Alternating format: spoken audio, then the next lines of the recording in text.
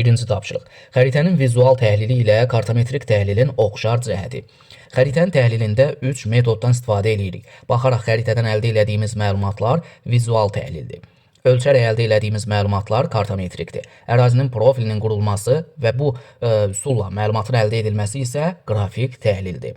İstənilən halda həm vizual, həm də kartometrik təhlilin oxşar cəhəti nədir? Həmən o kartoqrafik təsvirdən məlumat əldə edirik də, düzdür? Vizualda baxaraq, kartometrikdə ölçərək. Oxşar cəhət məlumatın əldə edilməsi. D bəndi. İkinci tapşırıq. Uyğunluğu müəyyən edin. Topoqrafik xəritələr, icmal topoqrafik xəritələr və icmal xəritələr. Bilirik ki, xəritələr miqyasına görə 3 qrupa ayrılır. Böyük miqyaslı xəritələr 10 mindən 200 minə qədər və ya onlara topoqrafik xəritələr deyilir. Ona görə A və E birinciyə uyğundur. Orta miqyaslı xəritələr 200 mindən milyona qədər olan miqyasa sahib xəritələrdir. Başqa sözlə onlara da, yəni orta miqyaslı xəritələrə icmal topoqrafik xəritələr də deyilir. Ona görə 200 mindən milyona qədər olanlar, yəni 500 min D uyğundur ikinciyə. Milyon və daha kiçik miqyasa sahib olanlar, 1 milyon, 2 milyon, 10 milyon və s. bunlar isə icmal xəritələr və ya kiçik miqyaslı xəritələr hesab olunur. B və C üçüncüyə uyğun gəlir. Yekun cavab 1-ə A, E, 2-yə D, 3-ə də B və C olmaqla A bəndi. Üçüncü tapşırıq. Bakıdan 270 dərəcə azimutda 3416 kilometr məsafədə yerləşən məntəqənin coğrafi koordinatlarını müəyyən edin. Bakı şəhəri 40-cı şimal enliyində yerləşir, 50 dərəcə şərq uzunluğunda yerləşir. Yəni Qrinviç meridianından sağdadır, ekvatordan isə 40 dərəcə yuxarıdadır. Bakı şəhərinin koordinatı bəlli. Bakıdan 270 azimut deyir. 270 azimut üfüqün qərb istiqamətinə uyğun gəlir, yəni sola doğru nə qədər? 3416 kilometr məsafə getməliyik. Həmən məsafəni fikir versəniz 40-cı enliyin üzərində ölçdüyümüz üçün 40-cı enlikdə də 1 dərəcəmiz bərabərdir. 85,4 kilometr olduğunu biz əzbər bilməliyik. 3416 kilometrin neçə dərəcəyə uyğun gəldiyini təyin etmək üçün 3416-nı bölməliyik. 85,4-ə, o da bərabərdir 40 dərəcə. Deməli biz Bakıdan sola doğru, qərbə doğru 3416 kilometr, başqa sözlə 40 dərəcə hərəkət etməliyik. 50-ci şərq uzunluğunda idik. 40 dərəcə sola gedəndə, qərbə gedəndə əlbəttə 50-dən 40 çıxanda 10 dərəcə şərq uzunluğuna, yəni bir A nöqtəsinə çatmış olarıq. Coğrafi enlik yenə də 40-cı şimal enliyi qalır. Koordinat 40 şimal, 10 dərəcə şərq. E bəndi. Dördüncü tapşırıq. 1 bölünmüş 5 milyon miqyaslı xəritədə 20 dərəcə şərq uzunluğu, 10 dərəcə qərb uzunluğu arasında 60 dərəcəlik paralel üzrə məsafə 20 sm olarsa təhrifi hesablayın. Və nəzərə almalıyıq ki, 60-cı paraleldə 1 dərəcəmiz 55,8 kilometrə bərabərdir. Hər iki məntəqə 60 dərəcəlik paralel üzərindədir. Ancaq birincisi Qrinviçdən 10 dərəcə qərbdə, 10 qərb uzunluğunda, ikincisi isə Qrinviçdən 20 dərəcə şərqdədir, yəni 20 dərəcə şərq uzunluğundadır. Amma hər ikisi 60-cı paralel üzərindədir. Yəni məntəqənin biri bir A nöqtəsi burada, bir B nöqtəsi isə olsun burada. Söhbət bu AB məsafəsindən gedir. Həmən AB məsafəsini iki yolla hesablayırsınız, təhrifə baxırsınız. Yəni etdiyiniz səhifə ki, birinci yolla belə hesabladıq, ikinci yolla isə başqa cür ölçü əldə elədik. Onlar arasındakı fərqi müəyyənləşdirirsiniz ki, bu qədər təhrif etmişik, səhv etmişik. Birinci yolla miqyas və xəritədəki uzunluğa görə hesablayaq. Həqiqi uzunluğu tapanda nə edirik? Miqyasın cəmiyyətini buradan 5-dən 0 silirik, 50 kilometri vurmalıyıq xəritədəki uzunluğa, yəni 20 santimetrə. O da bərabərdir 1000 kilometr eləyər. Birinci yolla məsafə 1000 kilometrdir. İkinci yolla məsafəni hesablayaq. A-dan B-yə neçə dərəcədir? 10 dərəcə bura, 20 dərəcə bura, 30 dərəcə. Deməli, AB 30 dərəcəlik qövsə bərabərdir. Həmən məsafəni də fikir versəniz, hansı paralelin üzərində ölçürük? 60-cı paralelin üzərində ölçürük də, yəni bax, buradan bura olan məsafəni ölçürük də, düzdür?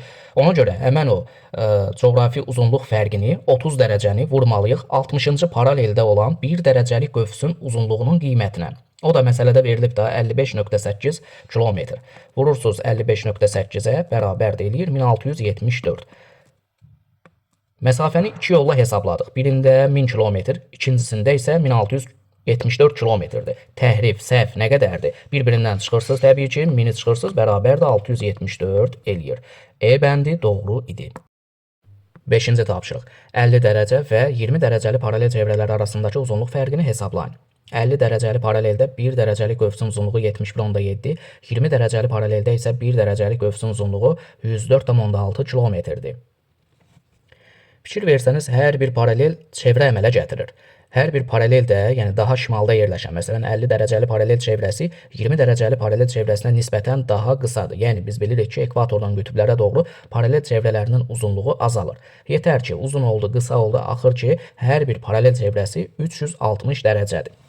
20 dərəcəli paralel çevrəsinin uzunluğunu hesablamaq üçün 20 dərəcəli paralel çevrəsində 1 dərəcəmiz neçə kilometrdir? 104,6. Bəs 360 dərəcəmiz nə qədərdir? 360-ı vurmalısınız 104,6 kilometrə. O da bərabərdir 37.656 kilometr eləyər. 50 dərəcəli paralel çevrəsində isə 1 dərəcəmiz 71,7 kilometrdir. Bəs tam çevrəmiz, yəni 360 dərəcəmiz nə qədərdir? 360-ı vurursunuz 71,7-yə. O da bərabərdir 25.812 eləyər. 25.812 kilometr eləyər. Deməli, aradakı fərq, uzunluq fərqi kilometrlə nə qədərdir? 37.656-dan çıxırıq 25.812-ni. O da bərabərdir 11.844 kilometr eləyər. C bəndi. 6-cı. Çoxüzlü proyeksiyaya aid doğru ifadələri müəyyən edin. Yer kürəsinin səthi çoxlu sayda trapesiyalara bölünmüş çoxüzlü kimi qəbul edilir. Bəli, doğrudur. Əsasən qütb ətrafı və mülayim enliklərdə yerləşən ərazilərin xəritələri bu proyeksiyada tərtib olunur. Söhbət konus proyeksiyasından gedir, yanlışdır. Əsasən ekvator boyu ərazi deyirsə, silindrik proyeksiyadır. Köməkçi həndəsi səth kimi silindirdən istifadə olunur. Bu da elə adından bəlli silindrik proyeksiyaya aid əlamətdir. Əsasən topoqrafik xəritələrin tərtibində istifadə olunur. Bəli, bu fikir də doğrudur. Böyük ərazilərin yox, kiçik ərazilərin topoqrafik xəritələrin tərtibatında yadda saxlayaq ki, çoxüzlü proyeksiyadan istifadə olunur və ərazi də çoxlu sayda trapesiyalara bölünmüş çoxüzlü kimi qəbul olunur. 1 və 5 E bəndi doğru idi. 7. B və C nöqtələri arasında hündürlük fərqi 100 metr olarsa doğru ifadələri müəyyən edin. B və C arasında hündürlük fərqi 100 metrdir. Onlar arasında 1, 2. 2 kəsmə hündürlük var. 100-ü də 2-yə böləndə bərabərdə 50 metr eləyir. Deməli, kəsmə hündürlük 50 metrdir. İlk horizontalımız, yəni daxili horizontalımız 970-dən kiçik olmalıdır. Kəsmə hündürlüyə bölünməlidir. 950 eləyər, bəli. İlk horizontal 950 metrdir. İkinci horizontalımız 50 metr çıxanda 900 metr. Üçüncü horizontal 50 də çıxırıq 850 metr. Dördüncü horizontal, yəni zirvədən aşağıya doğru 800 metrdir. Ətəkdəki horizontal isə 50 də çıxanda 750 metr eləyir. Mənfi relyef formasıdır. Xeyr, horizontallara çəkilmiş qısa xətlər, yəni belgi ştrixlərə fikir verin, kənara doğru çəkilib də, düzdür? Mərkəzə doğru bu qaydada olsaydı çökəklik, yəni mənfi relyef olardı, amma kənara doğru çəkildiyi üçün dağdır, təpədir, müsbət relyef formasıdır. Bu yanlışdır. Dağın nisbi hündürlüyü 220-dir. Dağın nisbi hündürlüyünü tapanda zirvəsi ilə ətəyi arasındakı hündürlük fərqini müəyyənləşdiririk də, düzdür? Zirvə 970-dir, ətək də 750-dir. Zirvə ilə ətək arasındakı hündürlük fərqi, yəni buradan bura olan şaqılı hündürlük fərqi 220 metr eləyir, bəli. İkinci fikir doğrudur. A nöqtəsi dəniz səviyyəsində yerləşir. A nöqtəsi dağın ətəyində yerləşən horizontal üzərindədir. Həmən horizontal da 750-dir. Dəniz səviyyəsidir. Xeyr, dəniz səviyyəsi 0 metrdən keçir, yanlışdır. Kəsmə yüksəklik 100 metr yox, 50 metrdir. B və D nöqtələrinin mütləq hündürlükləri 800 metrdir. Həm D nöqtəsi, həm də B nöqtəsi 800 olan horizontalın üzərində də, düzdür. Ona görə doğru fikirdir bu da. D nöqtəsinin yerləşdiyi yamacın meyilliyi çoxdur. D nöqtəsinin yerləşdiyi yamac dağın nisbətən şərq, cənub-şərq hissəsindədir. Yəni bu hissədə yerləşir və bu hissədə də digər hissələrə nəzərən fikir versəniz, horizontallar bir-birinə yaxın, sıx çəkilib, yəni meyillik çoxdur. Bəli, doğru fikir. 6 da doğru fikirdir. Yekun doğrular 2, 5, 6 olmaqla B bəndi idi. 8. Eyni meridian üzərində olan, yəni eyni meridian üzərindədir, bilmirik, hər hansı bir meridian. A nöqtəsi 44 dərəcə şimal enliyində, burada A nöqtəsi, B nöqtəsi isə 24 dərəcə şimal enliyində. Burada olsun B nöqtəsi. Və hər ikisi eyni meridian üzərindədir. A məntəqəsinin B-dən hansı azimutda yerləşdiyini, A B-dən hansı azimutdadır, yəni A B-nin hansı istiqamətindədir? Təbii ki, A B-yə nəzərən şimaldadır. Başqa sözlə azimut istədiyi üçün 0 dərəcə azimutdadır. 0 dərəcə azimut. Onlar arasındakı məsafəyə gəldikdə isə dərəcə fərqi nə qədərdir? Onlar arasında 24, 44.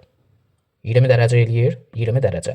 Meridian üzərində ölçülükdə düzdür. Meridian üzərində də 1 dərəcə 111-dir. 20-ni də 111-ə vuranda bərabərdir 2220 kilometr eləyər. 0 dərəcə azimut, 2220 kilometrdə məsafə. Belə bir cavab C bəndi doğru idi. 9. Sxemə əsasən aralarında ən qısa və ən uzun məsafə olan məntəqələri müvafiq olaraq müəyyən edin. Ən qısa məsafə ya B və C nöqtələri arasındadır, ya da B və D nöqtələri arasındadır. Buradadır. Hər ikisində dərəcə fərqi fikir versəniz 10 dərəcədir, düzdür? Burada da 10 dərəcədir, dərəcə fərqi. İndi onu kilometrə çevirəndə daha qısa hansı olar? Təbii ki, B və C nöqtələri arasındakı məsafəni ölçəndə 10 dərəcəli paralelin üzərində ölçdüyümüz üçün dərəcə fərqini onu 109.6-ya vurmalıyıq. 109.6-ya. Bərabərdir. Eləyir 1096 kilometr. B-dən D-yə olan məsafəni də ölçmək üçün meridian üzərində ölçdüyümüz üçün dərəcə fərqini, yəni 10 dərəcəni 111.1-ə vurmalıyıq. O da bərabərdir 1111 kilometr. Hansı daha qısadır? Əlbəttə, B və C nöqtələri arasındakı məsafə 1096 kilometr. Ən qısa olan B-C arasındakı məsafədir. Ən uzun da əlbəttə ilə baxan kimi bəllidir ki, Y və F nöqtələri arasındakı məsafə ən uzun məsafə olar. Ən uzuna da Y və F nöqtələri arasındakı məsafəni qəbul edək. Yekun cavab C bəndi idi. 10-cu. Eyler-Venn diaqramına uyğun bəndləri müəyyən edin. Hər hansı bir məntəqənin coğrafi koordinatlarını müəyyən etmək olur. Koordinat xəritədə olur. Planda koordinat olmur, enlik, uzunluq çəkilmir. Müxtəlif təyinatlı infrastruktur obyektləri təsvir edilir. Yəni yollar, parklar, binalar. Bu əlbəttə plana aid xüsusiyyətdir. İkincini qəbul edirik plana, yəni birinciyə. İki məntəqə arasında məsafənin ölçülməsi mümkündür. Hər ikisində miqyas var, bəli. Ona görə məsafə ölçə bilərik. 3 ortaq cəhətdir. Daha dəqiq təsvir plandır, çünki kiçik ərazilər təsvir edilir. Ərazi nə qədər kiçikdirsə, oradakı komponentləri, coğrafi obyektləri də daha dəqiq təsvir etmək olar. Ərazi böyüdükcə, yəni miqyas kiçildikcə, ərazidə təsvir etmə dəqiqliyi azalır, təhrif artır, generalizasiya çoxalır. Daha dəqiq təsvir əlbəttə plandır, 4 uyğundur birinciyə. Müxtəlif coğrafi hadisə və prosesləri təsvir etmək mümkündür. Tərtib olmasına miqyas və şərti işarələrdən istifadə olunur. Hər ikisində miqyas və şərti işarələr olur, bəli. 6 ortaqdır. Müxtəlif coğrafi hadisə və proseslər dediyi üçün bunu da qəbul eləyək xəritəyə, yəni ikinciyə. Yekun cavab 1-ə 2 və 4, 2-yə 1 və 5, 3-ə isə 3 və 6 olmaqla D bəndi. 11. Xəritə sxemə əsasən doğru bəndi müəyyən edin. Ən son kəşf edilmiş qitə Antarktidadır. 1819-21-ci illərdə Belisauzon və Lazarev tərəfindən kəşf edilib. 4-ə uyğundur A. A-ya uyğundur 4. Kolumb səyahəti zamanı bu ərazidən keçib. Kolumbun səyahət marşrutu bu istiqamətdə də düzdür. Verilənlərdən heç birinə aid deyil. Ən böyük qitə Asiya qitəsidir. Heç birinə aid deyil. Humboldtun tədqiq etdiyi ərazidir. Bəli, Alexander Humboldt Cənubi Amerikada Ant dağlarında tədqiqatlar aparıbdır. Bir sözlə 5 uyğundur D-yə. Elə A bəndi doğru idi. Vasco da Gama səyahəti zamanı bu ərazidən keçib. Vasco da Gama səyahəti Hindistana dəniz yolu bu istiqamətdir. Verilən nöqtələrin heç birinə uyğun gəlmir. 12. Uyğunluğu müəyyən edin. Son 10 ildə müxtəlif dənli bitkilərin məhsul yığımının dinamikası, əlbəttə bu xətti diaqrama uyğun gəlir. A uyğundur 3-cüyə. Ölkə sənayesində il ərzində istehsal olunan ərzaq məhsulları arasında şəkərin payı hər hansı göstəricinin miqdarını əyani göstərən hansı idi? Dairəvi diaqram olar. B uyğundur birinciyə. Ölkənin müxtəlif şəhərlərində yerləşən zavodların sayı bu təbii ki sütunlu diaqrama aid olar. Çünki kitabda da sütunlu diaqramda məsələn hər bir iqtisadi rayonun ona daxil olan inzibati rayonlarının sayı göstərilmişdir. Bu da təxminən həmən anlayışa yaxın bir anlayışdır. Ölkənin müxtəlif şəhərlərində yerləşən zavodların sayı hər bir şəhərdə zavodların sayını təyin etmək olar. Bu sütunlu diaqramda bir sözlə C uyğundur ikinciyə. Belə bir cavab varsa 1-ə B, 2-yə C, 3-ə də A olmaqla A bəndi. 13. Müvafiq olaraq qütb ulduzunun Bakıya nisbətən böyük, Bakıya nisbətən kiçik bucaqla göründüyü şəhərləri müəyyən edin. Bakı şəhəri 40-cı şimal enliyində yerləşir. Bakı şəhəri. Bakıya nəzərən qütb ulduzunun böyük bucaqla göründüyü deyirsə, Bakıdan şimalda olanlara aiddir. Çünki daha şimaldakı məntəqəyə qütb ulduzu daha böyük bucaqla düşür. Ona görə birinci hissəyə, yəni Bakıya nisbətən böyük bucaqla düşsün deyirsə, Bakıya nisbətən şimalda olanlar, Oslo şəhəri olar, Norveçin paytaxtı. Sonra Kazan şəhəri olar, Kazan, Tatarstan paytaxtı. Bakıya nəzərən daha şimaldadır. 2 və 3 uyğun gəlir birinci hissəyə, 2 və 3. Sonra Bakıya nəzərən daha kiçik bucaqla deyirsə, Bakıya nəzərən, yəni 40-cı paralelə nisbətən daha cənubda olsun. Amma ekvatordan daha da cənubda yox ha. 40-cı enlikdən ekvatora qədər olan ərazidə olsun. Ekvatordan aşağıda cənub yarımkürəsində qütb ulduzu görünmür. Əlqərəz ikinci hissəyə daha kiçik bucaq deyiriksə, 40-cı enlikdən daha cənubda ekvatora qədər olan məntəqələri düşünək. Məsələn, Qahirə, Misirin paytaxtı. Bəli, Bakıya nəzərən daha cənubdadır. 6 olar. Manila, Filippin, bəli, Bakıya nəzərən daha cənubdadır. 5 də olar. Santiago cənub yarımkürəsindədir. Ümumiyyətlə qütb ulduzu görülməz. New York şəhəri isə təxminən Bakı ilə eyni enlikdədir. Ona görə daha böyük, daha kiçik bucağa aid eləyə bilmərik New Yorku. Bakıya bərabər təxminən bucaqla görünür. Çünki eyni enlikdə olan şəhərdir. Belə cavab birinciyə 2, 3, ikinciyə 5 və 6 olmaqla B bəndi. 14. Miqyası 1 bölünmüş 5 milyon olan xəritədə 40 dərəcəlik paralel üzərində 30 dərəcə şərq, 55 dərəcə şərq uzunluğu arasındakı məsafə 40 sm olarsa təhrifi hesablayın. Yenə də deyirəm, təhrif hesablayanda məsafəni 2 yolla hesablayın, aradakı fərqi müəyyənləşdirin. Birinci yolla, miqyas bəllidir, xəritədəki uzunluq bəllidir, həqiqi uzunluğu tapanda nə edirik? Miqyasın kəmiyyətini, yəni M vurulmuş xəritədəki uzunluğa. Başqa sözlə, miqyasın kəmiyyəti 5-dən 0 silirik, 50 kilometrdir. 50-ni vururuq, xəritədəki uzunluq nə qədərdir? 40-a. Eləyir 2000 kilometr. Deməli, birinci yolla 30 dərəcə şərq və 55 dərəcə şərq uzunluğu arasındakı məsafə 2000 kilometrdir. İkinci yolla 40 dərəcəli paralelin üzərindən söhbət gedir da, düzdür? Bu bizim 40-cı paralelimiz. Məntəqənin biri 30 dərəcə şərqdədir, biri isə 55 dərəcə şərqdədir. Hər ikisi 40-cı paralelin üzərindədir. Bir A nöqtəsi, bir B nöqtəsi. Onlar arasındakı dərəcə fərqi nə qədərdir? 25 dərəcədir, düzdür? 40-cı paralelin üzərində ölçdüyümüz üçün 40-cı paraleldə də bir dərəcəmiz 85.4 olduğunu biz əzbər bilməliyik. 85.4-ə vururuq 25 dərəcəni, o da bərabərdir 2135 kilometr eləyər. Birinci yolla 2000, ikinci yolla isə 2135 kilometr. Təhrif etdiyimiz səhv nə qədərdir? 2135-dən 2000 çıxanda 135 kilometr eləyər. 15. 45 dərəcə şimal enliyi, 120 dərəcə şərq uzunluğu, 15 cənub, 15 dərəcə qərb uzunluğu uyğun gələn məntəqələri müvafiq olaraq müəyyən etməliyik. 45 dərəcə şimal enliyi təxminən BA nöqtələri düşünək və onun coğrafi uzunluğuna da aydınlıq gətirək. Burada biraz şəkildə solğunluq var, yaxşı düşməyib. 120 şərqə uyğun gəlir, çünki A nöqtəsi təxminən bu coğrafi uzunluqdur. Bir sözlə 45 şimal, 120 şərq, 120 şərq A nöqtəsinə uyğun gəlir. A nöqtəsidir. Sonra 15 cənub. 15 dərəcə cənub, bu bizim 15 dərəcə cənub enliyimiz. Y və D nöqtələrinə uyğun gələ bilər. 15 dərəcədə qərb. 15 qərb də Greenwichdən 15 dərəcə solda yerləşən, qərbdə yerləşən coğrafi uzunluqdur. Təxminən buradan çəksək, bəli, D nöqtəsinə uyğun gəlir. Cavabımız 1-ə A, 2-ciyə D. E bəndi. 16. Mütləq hündürlük adlanır. İki nöqtə arasındakı hündürlük fərqi nisbi hündürlükdür. Mütləq hündürlük isə okean və dəniz səviyyəsindən hesablanan hündürlükdür. Məntəqənin okean səviyyəsindən hesablanan hündürlük, yəni A bəndi, iki qonşu horizontal arasındakı hündürlük fərqi kəsmə hündürlükdür. Dağın ətəyindən hesablanan hündürlük yanlışdır. Quru ərazisinin ən hündür və ən alçaq nöqtələrinin hündürlük fərqidir. Buna hündürlük amplitudu deyə bilərik. Yanlışdır. Dünya okeanının ən dərin nöqtəsi, bu da əlbəttə yanlışdır. Okean dəniz səviyyəsindən hesablanan hündürlük, yəni A bəndi doğru idi. 17. Doğru xüsusiyyətləri müəyyən edin. Keyfiyyət fon üsulu. Fiziki xəritələrdə obalıqlar, yüksəkliklər, yaylalar, eləcə də yağıntıların paylanmasını yadda saxlayaq ki, keyfiyyət fon üsulu ilə təsvir edirik. Doğrudur. Hər hansı bir ərazi kəmiyyət göstəriciləri deyirsə, nöqtələr üsuludur. Yanlışdır. Nöqtələr üsuluna 3 və 4 xüsusiyyətlərinə baxaq, hansı doğrudur. Bu üsul ilə əhalinin yerləşməsini və sayını müəyyən etmək olar. Bəli, nöqtələr üsuluna aiddir.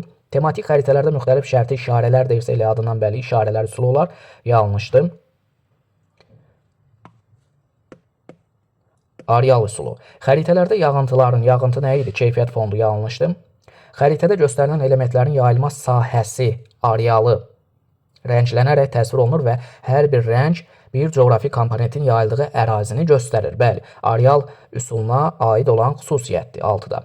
Yekun doğrular 1, 3, 6 idi. C bəndi. 18. Sxemdə kəsmə yüksəkliyin 50 metr olduğunu nəzərə alaraq AB horizontallarının mütləq hündürlüyünü müvafiq olaraq müəyyən edin.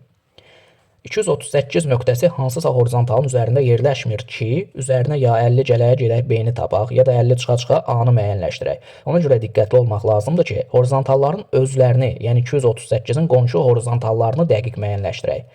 238-dən kiçik olmalıdır, məsələn, bu horizontal və 50 metrə bölünməlidir kəsmə yüksəkliyə. Deməli, həmən horizontal 200 metr eləyər, bəli. Növbəti horizontal 200-dən 50 metr çıxanda 150 metr eləyər bura. 150-dən 50 metr çıxanda 100 metr eləyər bura, bəli. A nöqtəsi 100 metrdir. A nöqtəsi 100 metrdir. B-ni müəyyənləşdirək. 200-dən bir kəsmə yüksəklik yuxarıdadır da B. Başqa sözlə 50 üzərinə gələndə 250 metrdən keçir B nöqtəsi, bəli. B nöqtəsi isə 250 metrdir. Bizdən cavablarda AB horizontallarının mütləq hündürlüyünü müvafiq olaraq müəyyən edin. Yəni, birinci A-nı 100 metr, sonra isə B-ni 250 metr. Bu qaydada cavab olmalı idi. Belə cavab yoxdur. Cavabda yanlışlıq var. Amma yenə də 250-100 metr veribdir. Birinci B-ni göstərib, sonra A-nı göstərib A bəndini götürək. 19. Xəritədə eyni meridian üzərində A məntəqəsi 76 dərəcə şimal enliyində, 76 şimalda, deyək bura A məntəqəsi, B məntəqəsi isə 16 dərəcə cənub enliyindədir. 16 cənubda, yəni ekvatordan 16 dərəcə aşağıdadır. Bu məntəqələr arasında, burada olsun bir B nöqtəsi. Bu məntəqələr arasında, yəni buradan bura olan məsafə 44,4 sm olarsa xəritənin bu hissəsi üçün xüsusi miqyası müəyyən edin. Yəni, məsələdə xəritədəki uzunluq verilib də 44,4 sm. Həqiqi uzunluğu da müəyyən eləyə bilərik də AB arasında. Onlar arasındakı məsafəni meridian üzərində gəlin müəyyənləşdirək. Meridian qövsü neçə dərəcədir? Buradan bura olan qövs. Əlbəttə 76 sıfıra qədər, 16 da bura qədər. Birlikdə 92 dərəcə eləyir. 92 dərəcə. Meridian üzərində də 1 dərəcə 111 kilometrdə təxmini 111,1 əslində yuvarlaq 111 kilometr qəbul eləyək. Bərabərdir. 92-ni vururuq 111 kilometrə, yəni AB arasındakı həqiqi məsafəni müəyyən edirik.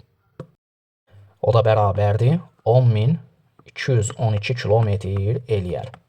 Məsafə bəlli, xəritədəki uzunluq bəlli, xüsusi miqyası da tapanda miqyas nəyə bərabərdir? Həqiqi uzunluğun, yəni 10.212-nin xəritədəki uzunluğa nisbəti, yəni 44,4-ə nisbəti, o da bərabərdir 230 kilometr eləyər. 230 kilometr. Onu da ədədi miqyas formasında göstərsək 1 bölünmüş 230 kilometrin yerinə də 5-dən 0 atırıq. 4, 5. Belə cavab A bəndi idi. 20. Xətti miqyasa əsasən xəritədə ölçüləri 72 sm olan, 72 kvadrat santimetr olan bataqlığın həqiqi sahəsini hesablayın. Xəritədəki S bəlli, bəli. Xəritədəki sahə nə qədərdir? 72 kvadrat santimetrdir. Miqyas bəllidir, bəli. Xətti miqyas 3,5 kilometrdir. Miqyas bəllidir, 3,5 kilometr. Bəs miqyasın kvadratı nəyə bərabərdir?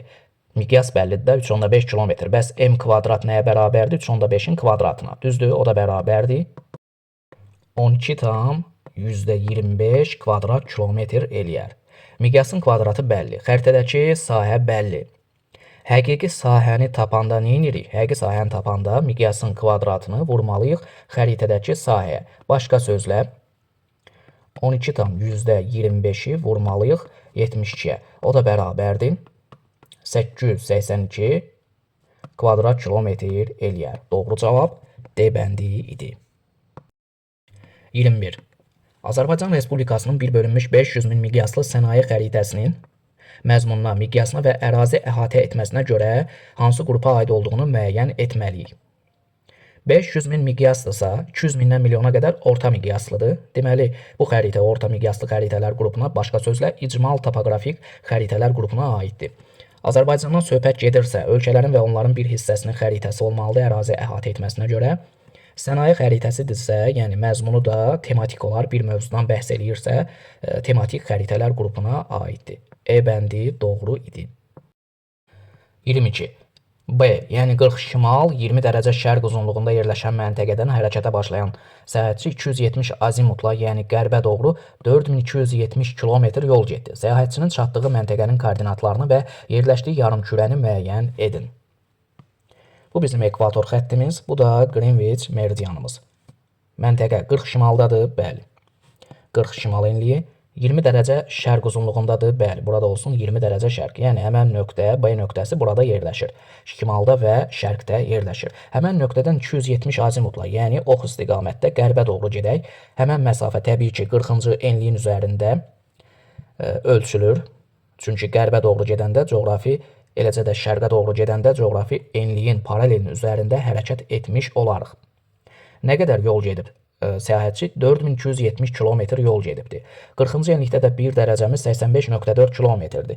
4270 kilometrin neçə dərəcəyə uyğun gəldiyini təyin etmək üçün 85.4-ə bölürsüz, o da bərabərdir 50 dərəcə eləyər. Yəni B nöqtəsindən 4270 kilometr qərbə, başqa sözlə 50 dərəcə qərbə gedək. 20 dərəcə şərqdəyik. Həmən o 50 dərəcədən 20 dərəcəsi bura, yerdə qalan 30 dərəcəsi də qərb yarımkürəsinə keçmiş olar. Deməli, bizim çatdığımız nöqtə hər hansı bir A nöqtəsi olsun, 30 dərəcə qərb uzunluğu, 40 dərəcə şimal enliyidir. Koordinat 40 şimal, 30 qərb. Yerləşdiyi yarımkürə də elə adından bəlli şimal yarımkürə və qərb yarımkürədir. A bəndi doğru idi. 23. Həqiqi sahəsi 4320 kvadrat kilometr olan parkın sahəsi miqyası 1/600.000 olan xəritədə neçə kvadrat santimetrdir? Həqiqi sahə bəllidir. Həqiqi sahəmiz 4320 kvadrat kilometrdir. Miqyas bəllidir. Miqyas bərabərdir 5-dən 0 siləndə 6 kilometr.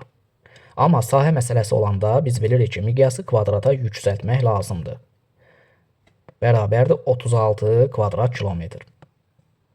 Həqiqi sahə var, miqyasın kvadratı var. Xəritədəki sahəni də tapanda biz bilirik ki, həqiqi sahəni miqyasın kvadratına bölməliyik. O da bərabərdir 4320 bölünmüş 36. Bərabərdir 120 kvadrat santimetr eləyər. Doğru cavab 120 idi. 24. Sxemdə verilmiş proyeksiyada tərtib olunmuş xəritədə hansı adaların ən az tərifə məruz qaldığını müəyyən edin. Təbii ki, təsvirdən bəllidir ki, söhbət silindrik proyeksiyadan gedir. Silindrik proyeksiyada da əsasən ekvator boyu ərazilər, ekvatora yaxın ərazilərdə tərif az olurdu.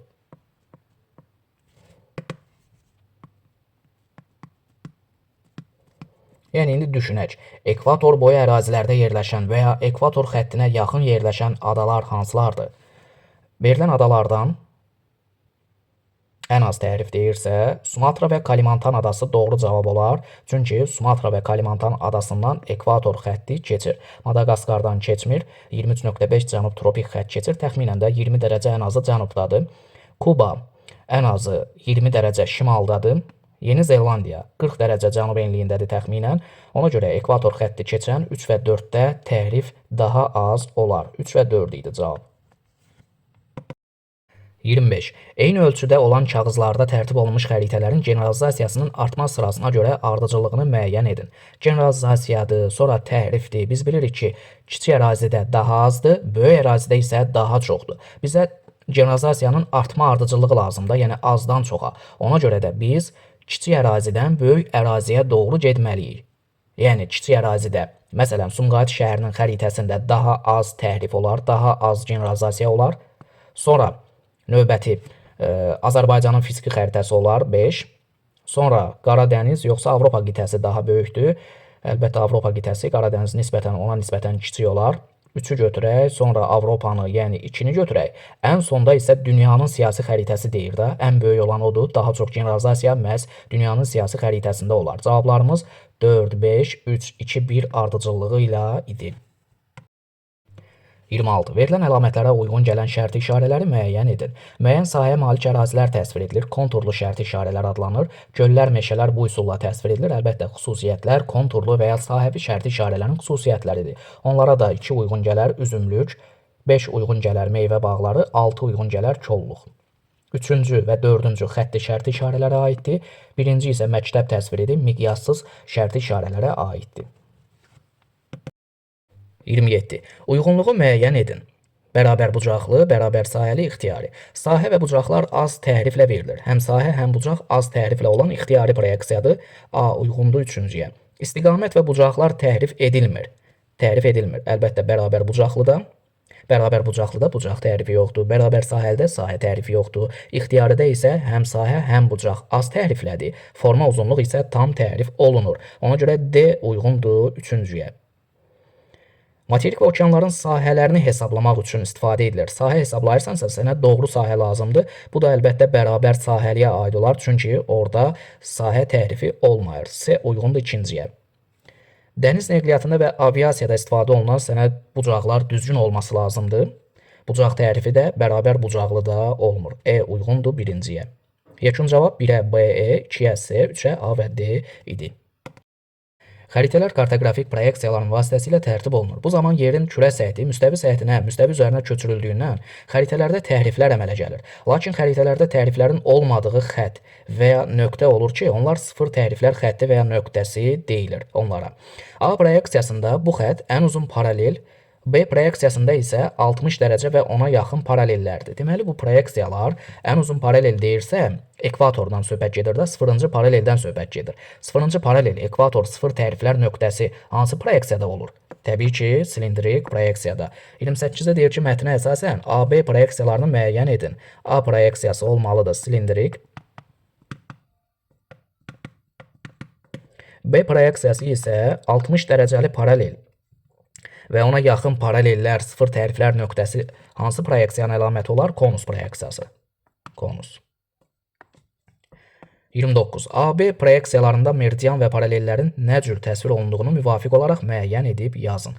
Deməli, silindrik proyeksiyada meridian və paralellər bir-biri ilə, silindrik proyeksiya üçün meridian paralellər bir-biri ilə düz bucaq altında kəsişirlər.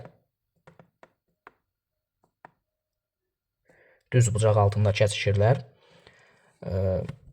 Konus proyeksiyasında isə meridian paralellərin verilməsi meridianlar bir nöqtədən çıxan xəttlər şəklindədir.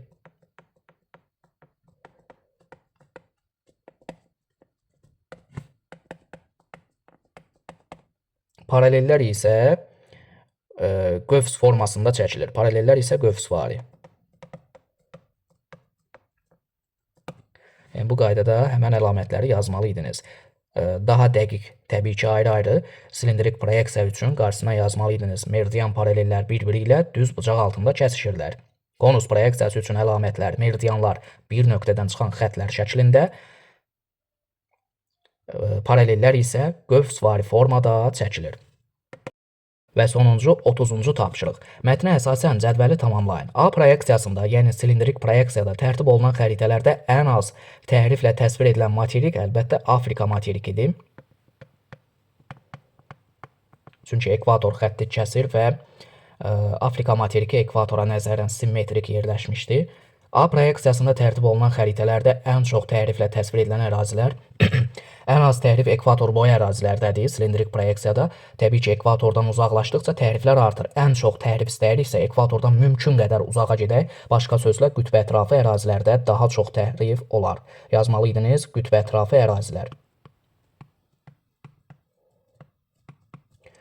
B proyeksiyasında, yəni konus proyeksiyasında tərtib olunan xəritələrdə ən az təhriflə təsvir edilən materiklər, B proyeksiyası daha çox mülayim enliklər, qütbə yaxın ərazilər təsvir edildiyindən ən az təhrif əlbəttə Avrasiya və Şimali Amerika.